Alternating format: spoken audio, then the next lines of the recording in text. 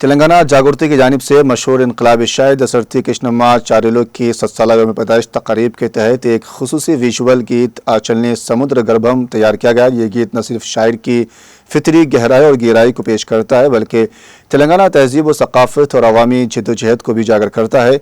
गीत की पेशकशी की तकरीब हैदराबाद में मुनक्किद हुई, जिसमें रुकन कानून साज काउंसिल BRS व सदर तेलंगाना जागृति के कविता ने मेहमान खुसूसी की हैसियत से शिरकत की। इस मौके पर खिताब करते हुए कविता ने कंचा गच्ची बावली के इलाके में माहौलियाती तबाही पर शदीद तशवीश का इजहार किया। उन्होंने कहा कि आज माहौल को तबाह किया जा रहा है, मोर और हिरनों के साय की जगह भी छीनी जा रही है, दरख्तों को बेरहमी से काट कर फितरत के साथ जंग की जा रही है। कविता ने कहा कि BRS सरबराह और साबिक चीफ मिनिस्टर के चंद्रशेखर राव के दौर हुकूमत में तेलंगाना में जंगलात के रकबे में 7.7% तक इजाफा हुआ, ताहम मौजूदा हुकूमत दरख्तों को काटने, फितरत से दुश्मनी और माहौलियाती तवाज़ुन बिगाड़ने पर मुज़िर है। BRS लीडर ने नामवर तेलुगु शायर दशरथी कृष्णम्मा चारेलो की खिदमात को खिराज अकीदत पेश किया। कविता ने कहा कि दशरथी कृष्णम्मा चारेलो की तहरीरें तेलंगाना तहरीक के लिए भी मशाल राह साबित हुई। कृष्णम्मा चारेलो ने जद्दोजहद के लिए अल्फाज को बारूद की तरह इस्तेमाल किया कि कविता ने पुरजोर अंदाज में कहा कि कांग्रेस हुकूमत तेलंगाना की मिट्टी, तहजीब और सकाफत से नावाकिफ है। यही वजह है कि कांग्रेस हुकूमत की पॉलिसियाँ तेलंगाना के जज्बात और एहसास से मेल नहीं खाती। कांग्रेस हुकूमत ने तेलंगाना तहरीक के मुजस्सिमों को भी तब्दील कर दिया है, जो कि बदबख्ती की अलामत है। उन्होंने कहा कि विजुअल गीत तेलंगाना जागृति की जानिब से एक फिक्री, तहजीबी और माहौलियाती पैगाम के तौर पर पेश किया गया है, जिसका मंशा मकसद नई नस्ल को अपने वर्से, फितरत और हुकूक से मुताल्लिक आगाह और बेदार करना है। ఇంత ప్రోగ్రామ్ కి చాలా ఇంట్రెస్ట్ తో వచ్చినటువంటి మీరందరూ అంటే సీట్లు నిండిపోయి నిలబడితే హౌస్ఫుల్ అంటారు కదా, అట్లా హౌస్ఫుల్ చేసినటువంటి మీ అందరికీ కూడా హృదయపూర్వకంగా నమస్కారాలు తెలియజేస్తా ఉన్నాను. అంటే తెలంగాణకు ఉన్నటువంటి ఒక అద్భుతమైనటువంటి శక్తి ఏంటంటే ఇక్కడ ఏందో నిజంగా ఈ మట్టిలేదో మహిమ ఉన్నదనుకుంటా. పుట్టిన ప్రతి బిడ్డ కూడా ఆయన రక్తంలోనే ధిక్కారం ఉంటదనుకుంటా, ఆయన ఊపిరిలోనే విప్లవ జ్వాల ఉంటదని చెప్పి నేను అనుకుంటా. అది మనం దాశరథి గారిని చూస్తే అణువణువున కూడా మనకు కనబడుతుంది. మరి అటువంటి దాశరథి గారి మాట అంటే ఈ పాట చేయడం వెనుక విషయం ఏంటంటే తెలంగాణ ఉద్యమం కన్నా ముందు ఎన్నో సంవత్సరాల ముందు ఈ పాట చల్లని సముద్ర గర్భం విన్నప్పుడు అందులో ఒక 2 సెంటెన్సెస్ ఉంటాయి. అన్నార్థులు అనాథలు ఉండని ఆనవయుగం అదెంత కాలం. అసలు ఆ ఒక్క సెంటెన్స్ విన్న తర్వాత మనిషిగా పుట్టినటువంటి మనం ఈ ప్రపంచంలో నుంచి ఆకలిని తీసేయడానికి ఏం చేయగలుగుతాం, ఇబ్బంది పడకుండా పాపం చిన్నపిల్లలు మంచిగా ఉండడానికి ఏం చేయగలుగుతామని ఒక ఇన్స్పిరేషనల్ సెంటెన్స్ అది. అసలు ఆ ఒక్క సెంటెన్స్ కోసం ఆ పాటను పదే పదే చదివి విని నిజంగా నేను యూట్యూబ్లో ఎక్కువ ఏది సెర్చ్ చేయను, ఈ పాటకు సెర్చ్ చేసినంత అయితే దేనికి సెర్చ్ చేయలేదు. ఎట్లా అంటే ఈ పాట ఎవరు పాడినా చాలా మంది ఉస్మానియా యూనివర్సిటీలో చెట్ల కింద కార్లు ఆపుకొని పాట పాడుకుంటూ వీడియో రికార్డ్ చేసి యూట్యూబ్లలో పెట్టినవి ఉంటాయి. ఎన్ని విన్నానో ఒక 1000 వర్షన్స్ వినుంటా నేను. కానీ అందరికన్నా నాకు దేశపతి శ్రీనివాస్ గారు పాడినటువంటి వర్షన్ నచ్చి సార్ ఆ మాట చెప్పలే కానీ నేను ఒక 3 ఏళ్ళు వెంటబడ్డా సార్ వెనకాల. సార్ ప్లీజ్ సార్ రికార్డ్ చేద్దాం సార్ ఈ పాట మీరు. ఎగ్జాక్ట్లీ ఎంత వెంటబడితే ఒక 3 ఏళ్ళ తర్వాత సార్ పాట రికార్డ్ చేశారు. రికార్డ్ చేసిన తర్వాత మళ్ళీ ఇంకొక 3 ఏళ్లకు చిత్రీకరణ జరిగింది. అయినాక 3 ఏళ్లకు ఇవన్నీ అయ్యేటప్పటికి నిజంగా పెద్దల ఆశీర్వాదం ఉంటారంటారు. ఇవాళ దాశరథి గారి 100వ జయంతి సంవత్సరంలో ఆవిష్కరణ జరగడం అన్నది నిజంగా చాలా అదృష్టంగా నేను భావిస్తున్నా. ఏది కూడా ఈ ప్రపంచంలో యాదృచ్ఛికంగా జరగదు, ఏది ఎప్పుడు జరగాలో అప్పుడే జరుగుతుందని నేను బలంగా నమ్ముతాను. ఇవాళ ఆవిష్కరణ జరిగిందంటే ఖచ్చితంగా 100% మనకు దాశరథి గారి ఆశీర్వాదం ఉందనే మనస్ఫూర్తిగా నేను భావిస్తా ఉన్నాను. మరి ఈ పాటను చేయడం వెనకాల సార్ పాడడం, వారి గాత్రం ఉంటే మరి మల్లిక్ గారి సంగీతం కూడా అంతే సూదింగ్గా, ఎట్లయితే దేశపతి గారి వాయిస్ ఉందో అంతే సూదింగ్గా ఆ పాట ఎప్పటికీ ఉండిపోయే విధంగా సోదరు మల్లిక్ గారి మ్యూజిక్ ఉంది. Thank you so much. అట్లానే పూర్ణ పాపం హార్ట్ పెట్టి ఎడిటింగ్ చేసిండు, హార్ట్ పెట్టి మమ్మల్ని రమ్మన్నారు ఒకసారి వచ్చి మీరు నివాళులు అర్పించేటటువంటి దృశ్యం ఉండాలి అని అంటే ఎక్కడ అంటే రవీంద్ర భారతికి పోయినాం. పోయేవరకు అందరు డాన్స్ చేస్తారు. నేనన్నా ఇదేంద్రపై ఇట్లా డాన్సులు గిన్సులు పెట్టినావు మన తెలంగాణ పాటలకు, సారి ఏమనుకోదు సూట్ కాదు ఇదేంది పెట్టినావు నువ్వు అని అంటే లేదక్క డిఫరెంట్ వస్తుంది మీరు చూడండి. చాలా అంటే ఈ పాటలో ఉన్న డెప్త్ కన్వే చేయడానికి ఇది కావాలి అని అంటే నాకైతే అప్పుడు కొద్దిగా అనుమానంగానే ఉండే. కానీ ఈరోజు పాట చూసినాక మాత్రం డెఫినెట్గా మంచి ఎఫర్ట్, మంచి థాట్ అని చెప్పి మనస్ఫూర్తిగా అనిపించింది. చాలా డీసెంట్గా చక్కగా వచ్చింది. అట్లానే ఎడిటింగ్ కూడా మీరు బ్యూటిఫుల్గా లిరిక్స్కి తగ్గట్టు చేసినందుకు మనస్ఫూర్తిగా పూర్ణ గారిని అభినందిస్తూ ఉన్నాను. అట్లానే వేదిక మీద ఉన్నటువంటి ప్రతి ఒక్కరు కూడా చాలా ఇన్డెప్త్గా మాట్లాడుకుంటూ పోయినారు. నిజంగా తెలంగాణ సాహిత్యం గురించి, తెలంగాణ కవుల గురించి ఆలోచిస్తే పోతన దగ్గర నుంచి మొదలు పెడితే ఈ వేదిక మీద ఉన్నటువంటి మానుకోట ప్రసాద్ గారి వరకు, మా సోదరులు మిట్టపల్లి సురేందర్ వరకు ఎవ్వరు కూడా ఎప్పుడు ఎవరికి తల వంచరు. మన వాళ్ళు క్వశ్చనే లేదు. పోతన ఆనాడు రాజు ఇంటికి వచ్చి కూడా నాకు కవిత్వం అంకితమే అంటే ఇయ్యాను పో, నేను శ్రీరాముడికే ఇచ్చుకుంటా అని చెప్తాడు ఆయన. చాలా గొప్ప వ్యక్తి దాశరథి గారు.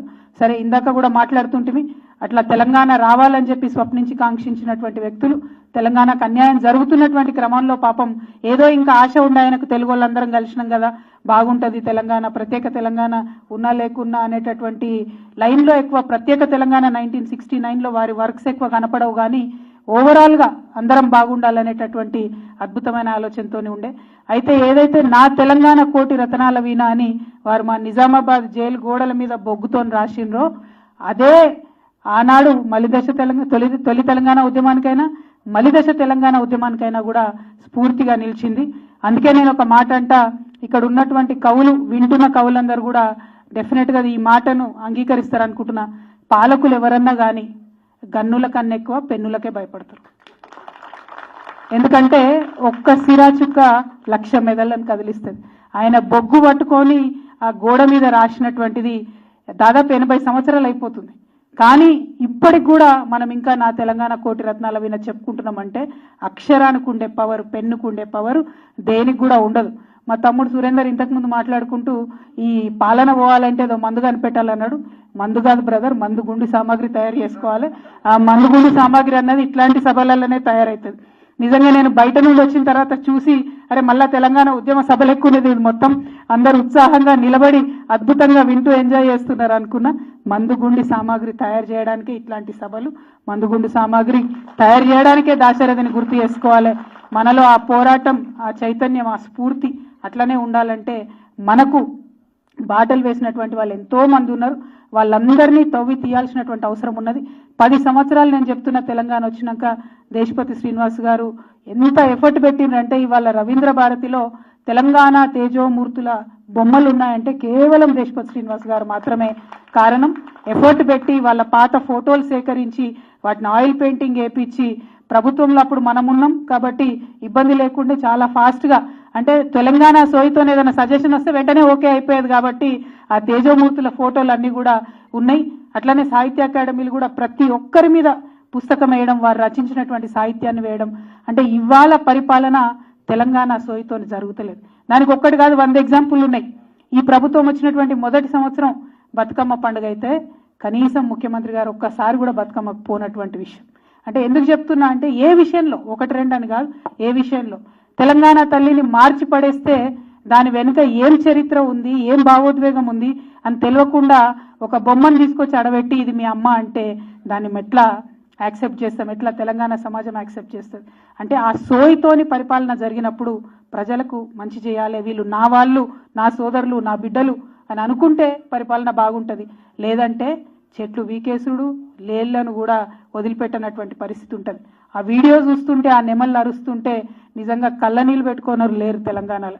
నాకు ఎన్ని ఊర్ల నుంచి ఎంతమంది మనకు మెసేజ్ పెట్టిండ్రు, మీరు వెళ్ళండి ఏం చేస్తున్నారు, హెచ్సియూకి ఎందుకు పోవడం లేదని చెప్పి మెసేజ్ పెడుతున్నటువంటి పరిస్థితి.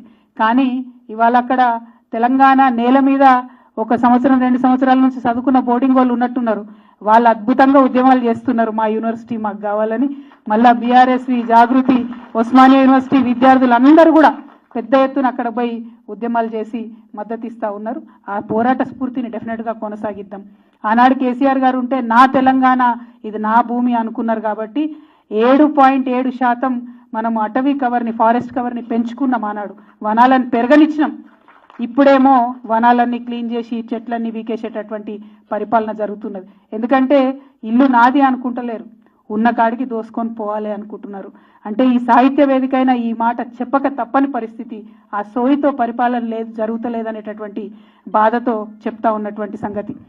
ఇక్కడ మన సురేందర్ ఉన్నారు, అద్భుతంగా తెలంగాణ జాతి ఉద్యమంలో పాల్గొన్నాడు. తన జాతి కోసం జరిగినటువంటి ఉద్యమంలో కూడా 1,00,000 డప్పులు 1000 గొంతులు అనేటటువంటి దాంట్లో చాలా యాక్టివ్గా ముందుకొచ్చి పాల్గొన్నారు. అట్లనే మాన్కోట ప్రసాద్ తమ్ముడు సందీప్ కూడా మరి బీసీ పాట, బీసీ ఉద్యమం అంటే ఒక అద్భుతమైనటువంటి బీసీ పాటను కూడా చేసి ఆనాడైనా ఈనాడైనా గాయకులు, మీరు కేవలం గాయకులు కాదు, మన తెలంగాణలో పాటలు పాడేటోళ్ళు ఓన్లీ మీద మీద పాటలు పాడేటోళ్ళు తక్కువ మంది ఉంటారు. ఫీల్ అయ్యి రాసి పాడేటోళ్ళే 99% మంది ఉంటారు. అటువంటి తమ్ముళ్ళు, అటువంటి సోదరులందరూ కూడా మరి ముందుకు రావడం, తెలంగాణలో జరుగుతున్న ప్రతి ఉద్యమానికి బాసటగా నిలవడం ఇది యాదృచ్ఛికం కాదు, ఇది దాశరథి గారి వారసత్వం, దాశరథి గారి ఆశీర్వాదం అని చెప్పి నేను మనస్ఫూర్తిగా నమ్ముతూ, మరి గౌరవనీయులు పెద్దలు దేశపతి శ్రీనివాస్ గారు చెప్పినట్టు వారు ఇంకా ఏం సూచనలు చేసినా తెలంగాణ జాగృతి ఒక సాహిత్య సంస్థ ప్రాథమికంగా, కాబట్టి ఖచ్చితంగా ఆ సూచనలన్నీ ముందుకు తీసుకొని వెళ్తాం. తెలంగాణ బిడ్డలకు పాత జ్ఞాపకాలన్నీ కూడా ముందుకు తీసుకెళ్లి ఇంకా ఉద్యమంలో ముందుకు పోవడానికి మందుగుండి సామాగ్రిని సమకూరుస్తామని చెప్పి ఈ సందర్భంగా తెలియజేస్తూ, మరి ఇక్కడికి వచ్చినటువంటి అందరినీ కూడా ఒక్కసారి చాలా మంది యంగ్స్టర్స్ వచ్చినారు, మీ అందరితో కూడా నా రిక్వెస్ట్, ఈ పాట మళ్ళీ మళ్ళీ వినండి. ఎందుకంటే ఈ పాటలో ఒక్క సెంటెన్స్ విని నేను నా జీవిత గతినే మార్చుకున్నటువంటి దాన్ని. డెఫినెట్గా ఈ పాటను మళ్ళీ మళ్ళీ వింటే అందులో ఏదో ఒక ఇన్స్పిరేషన్ ఉంటుంది. మీరు అందరు కూడా వేస్తుంటారు, ఎంతమంది ఎన్ని పనులు చేస్తుంటారు అంటే పిల్లలు పాపం వాట్సాప్ గ్రూపులు పెట్టి బ్లడ్ డొనేషన్ కోసం అడుగుతుంటారు. ఎవరో ఎమర్జెన్సీగా మెసేజ్ పెట్టి నక్కా బ్లడ్ ఉందా అంటే కొట్టుకొని గుండె లేదు తెలంగాణలో. ఎట్లా పనిచేయాలి, ఏ మార్గంలో పనిచేయాలి అనేటటువంటి అవకాశం దొరకకనే చాలా మంది పనిచేయడానికి ముందుకు రారు. కాకపోతే ప్రతి ఒక్కరు కూడా స్పందిస్తారు. కష్టంలో ఉన్నారంటే పని చేయని వాళ్ళు ఇవాళ ఎక్కడ కూడా లేరు.